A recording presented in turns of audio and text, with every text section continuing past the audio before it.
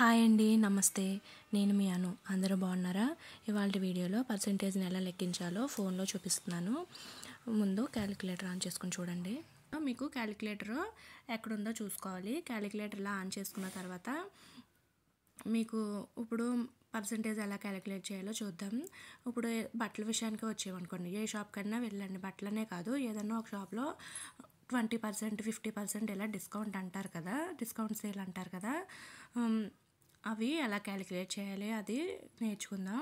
అలాగే ఇప్పుడు ఏదైనా జిఎస్టీ అంటున్నారు, 3% జిఎస్టీ ఇలా అంటారు కదా, అవి ఎలా క్యాలిక్యులేట్ చేయాలి అని అవన్నీ ఎలా క్యాలిక్యులేట్ చేయాలో చూద్దాం. ఇప్పుడు ఏదన్నా ఒక షాప్కి వెళ్ళి ఒక వస్తువు కొనుక్కున్నాం అనుకోండి, అది 1500 అయింది అనుకోండి. మనం కొనుక్కున్న వస్తువు 1500 ఇంటూ నొక్కండి. ఇంటూ నొక్కి ఎంత పర్సెంటేజ్ ఇస్తున్నాడు మనకి 1500కి? ఒక 35% డిస్కౌంట్ అనుకోండి. అంటే పర్సెంటేజ్ అన్నది ఇంటూ చేయాలి. ఇంటూ పర్సెంటేజ్ చేసిన తర్వాత మనకి పర్సెంటేజ్ అంటే డివైడెడ్ బై ఉంది కదా, ఇది చొక్కా అడ్డగీత చొక్కా, ఓకే. ఇది డివైడెడ్ బై కొట్టి 100 కొడితే పర్సెంటేజ్ అంటే 525 రూపాయలు తగ్గిందనమాట 1500కి మనం కొనుక్కున్నది. అంటే ఇప్పుడు ఈ 525 1500లోంచి తీసేయాలి, ఓకే.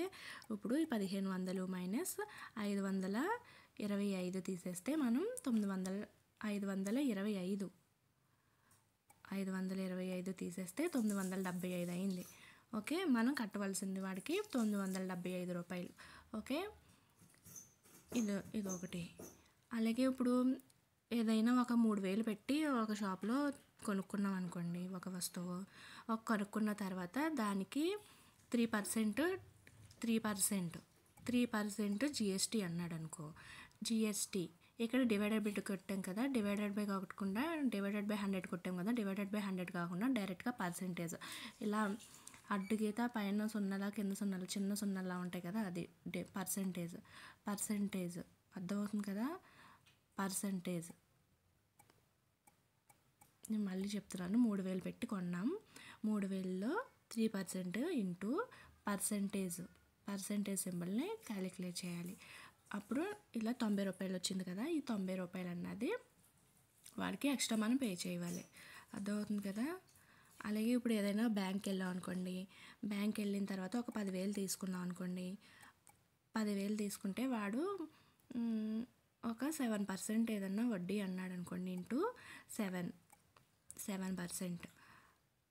అప్పుడు డివైడెడ్ బై 100 కాకుండా డైరెక్ట్ పర్సెంటేజ్ సింబల్ ఉంది కాబట్టి ఇలా పర్సెంటేజ్ సింబల్ చూపించేస్తే, పర్సెంటేజ్ సింబల్ ఉన్నది క్లిక్ చేస్తే 700 అంటే 700 అన్నది మనం పే చేయవలసి వస్తుంది. 10,000 ప్లస్ 700 కూడా వాడికి మనం పే చేయవలసి వస్తుంది అనమాట. అందరికీ అర్థమైందని అనుకుంటున్నాను పర్సెంటేజ్ క్యాలిక్యులేట్ చేయడం.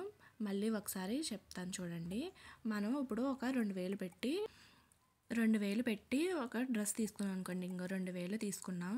2000 పెట్టి తీసుకున్న తర్వాత దానికి 40% డిస్కౌంట్ అన్నాడు అనుకోండి, ఇంటూ 40 వేయాలి. ఇంటూ 40 వేసిన తర్వాత ఇప్పుడు పర్సెంటేజ్ సింబల్లో క్లిక్ చేయాలి. అంటే 800 వచ్చింది కదా, ఈ 800 2000 నుంచి తీసేయాలి. 2000 మైనస్ తీసివేయాలంటే మైనస్ కదా, 800. ఇప్పుడు అర్థమైంది కదా, 1200. 2000 డ్రెస్ ఇప్పుడు 1200కి వచ్చింది. ఇదండి ఫస్ట్ దాని రేట్ ఎంత ఉందో ఫస్ట్ రేట్ వేసుకోవాలి, ఎంత పర్సెంటేజ్ అన్నది ఇంటూ పర్సెంటేజ్ చేయాలి. ఇంటూ పర్సెంటేజ్ చేసిన తర్వాత అవి వచ్చిన దాన్ని ఆ రేట్లోంచి తీసివేయాలన్నమాట. అర్థమైందని అనుకుంటున్నాను. Thank you.